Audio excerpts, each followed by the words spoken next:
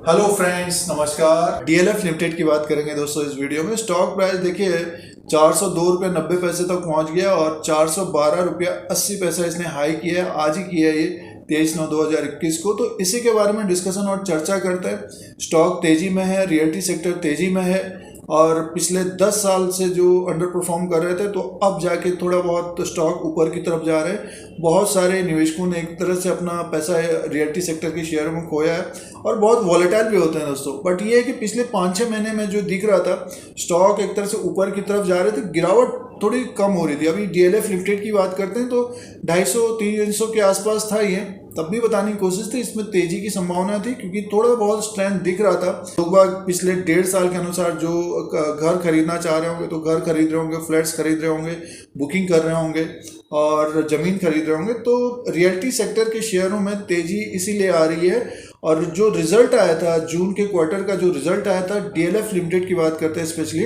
Revenue 1139 crore का था क्योंकि लॉकडाउन था।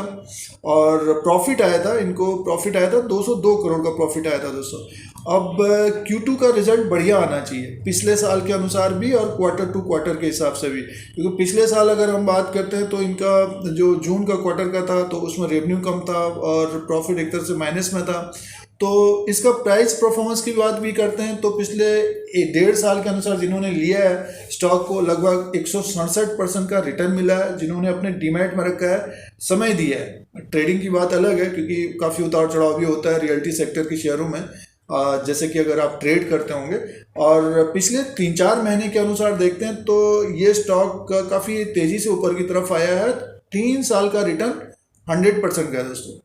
तो आने वाले दिनों में कहने का मीन्स Q2 का Q3 का रिजल्ट बढ़िया आना चाहिए। बट ये कि कोई खबर जैसे कि चाइना में जो डिफॉल्ट की खबर थी एवरग्रेड की, बट ये कि ग्लोबली कोई न्यूज़ आती है जैसे कि चाइना की जो खबर है डिफॉल्ट वाली एवरग्रेड, तो डेवलपर और प्रॉपर्टी से रिलेटेड कंपनी है, उसके ऊपर काफ़ी एक तरह से डेब्ट है।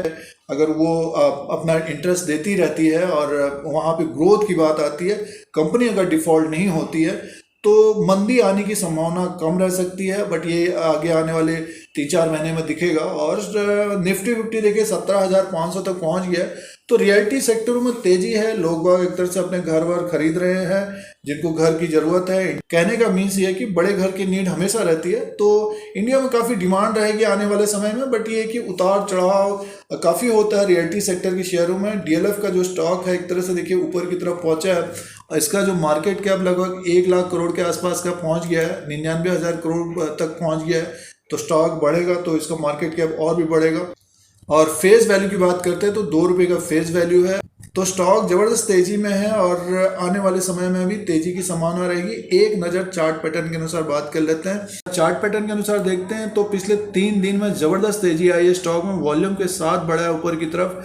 आज भी देखिए एक तरह से ग्रीन कैंडल है, ये डेली कैंडल से अगर इसको हम रीड करते हैं तो लो था 370 रुपये 35 पैसा और क्लोजिंग आई 401 रुपये 85 पैसा। अपने हाई के आसपास क्लोज आया 412 रुपये 40 पैसा। थोड़ी बहुत यहाँ पे ऐसा लग रहा है कि मुनाफा वसूली की है लोगों ने, जिन्होंने अभी 2-3 दिन पहले लिया है या इससे पहले भी लिया है, 300 के आसपास लिया। तो स्टॉप लॉस जो होना चाहिए दोस्तों एक तरह से, अगर हम इस कैंडल का हाफ को भी देखते हैं तो लगभग 385-383 रुपये का स्टॉप लॉस होना चाहिए। और इसके नीचे अगर ये स्टॉक आता है लगभग मान के चलिए कि 383 और 384 के नीचे अगर स्टॉक आता है तब फिर ये कैंडल के आसपास तक आता हुआ दिख सकता है। वैसे जो स्टॉप लॉस एक तरह से प्रॉफिट वाला जो स्टॉप लॉस होना चाहिए 360 का होना चाहिए। देखिए पिछली बार ये 360 से ही गिरा था तो ये एक स्टॉप लॉस होगा। और जैसे ही स्टॉक अपना ऊपर की तरफ जाता है तो जो कुछ दिन के लिए ट्रेड करते हैं तो स्टॉप लॉस को बढ़ा लेना चाहिए। जो ये तेज़ी आई है समझे कि ये लगभग 320 से सीधे ये 401 के आसपास पहुँच गया है। और मुनाफा वसूली अगर आती है 383 के नीचे अगर फिसलेगा तो लगभग 370 का जो ये लो है इसका, अगर इसको होल्ड नहीं करता तब इसमें गिरावट की संभावना रहेगी। तो ये तो तेज़ी आई है दोस्तों 383 के साथ। जैसे ही स्टॉक ऊपर की तरफ जाता है, यानी मैं अगर ऊपर की तरफ 426 430 के आसपास जाता है, क्योंकि एक तरह से बुलिश मोड में है और जिस तरह से स्टॉक बढ़ रहे हैं तो तेज़ी से ऊपर की तरफ भी जा रहे हैं। तो जैसे कि अभी 401 में क्लोजिंग है, 412 के ऊपर अगर ट्रेड करने ले जाएगा तो 426 से 430 और 433 के ऊपर अगर क्लोज होता है तो लगभग 440 तक जाता हुआ दिख सकता है। तो जिनके पास समय है तो इसमें बने रहना चाहिए अभी भी। और स्टॉक अगर हम लॉन्ग टर्म के चार्ट को देखें तो देखिए लॉन्ग टर्म के हिसाब से अगर इसको देखते हैं तो ऊपर की तरफ जो ये प्राइस पहुंचा है अभी 400 का, ये था दोस्तों, देखिए ये था एक तरह से अगर हम देखें तो 2010 में था ये, यानी 10-11 साल पहले ये 400 में था। और उसके बाद देखिए नीचे की काफ़ी नीचे की तरफ आया और अंडर परफॉर्म किया है पिछले 10 साल के अनुसार। अब स्टॉक एक तरह से अप ट्रेंड में है लॉन्ग टर्म में, बट ये कि उतार चढ़ाव भी आते रहता। अब जैसे कि किसी ने अगर 300 के आसपास 100 शेयर भी लिए हैं तो उनको अच्छा खासा प्रॉफिट हो रहा है। बुलिश मोड में है, अप ट्रेंड में स्टॉक है, वॉल्यूम के साथ बढ़ा है, तो स्टॉक को एक तरह से होल्ड करना चाहिए अपने अनुसार, या तो स्टॉप लॉस लगाना चाहिए। यानी मान के चले कि 400 में है तो 3% का, और जैसे ही स्टॉक 412 420 के ऊपर जाता है तो उसी तरह से फिर वो लगभग 405 या 400 का स्टॉप लॉस होना चाहिए। जब स्टॉक बढ़ रहा है तो होल्ड करना चाहिए, बट ये कि प्रॉफिट वाला स्टॉप लॉस लगाते रहना चाहिए, क्योंकि हर निवेशक का देखिए अपना टारगेट होता है। रिलेटिव स्ट्रेंथ इंडेक्स को देखते हैं तो देखिए अब ये पहुंच गया आपका 76 में। तो जो इस इंडिकेटर के हिसाब से ट्रेड करेंगे तो एक तरह से प्रॉफिट बुक करेंगे, वो लोग मुनाफा वसूली करेंगे दोस्तों। तो ये 3 दिन की जो तेजी आई है, थोड़ा बहुत मुनाफा वसूली होती हुई दिख सकती है अगर स्टॉक ऊपर की तरफ जाता है। तो जो कुछ समय के लिए ट्रेड करते हैं ये उनके लिए है, और जो होल्ड करना चाहते हैं डीएलएफ को, तेजी है स्टॉक में और अप ट्रेंड में स्टॉक है। ये स्टॉक हमें लगभग 430 437 और 450 460 के आसपास हो सकता है 500 की तरफ भी जाता हुआ दिखे Q2 के रिजल्ट तक।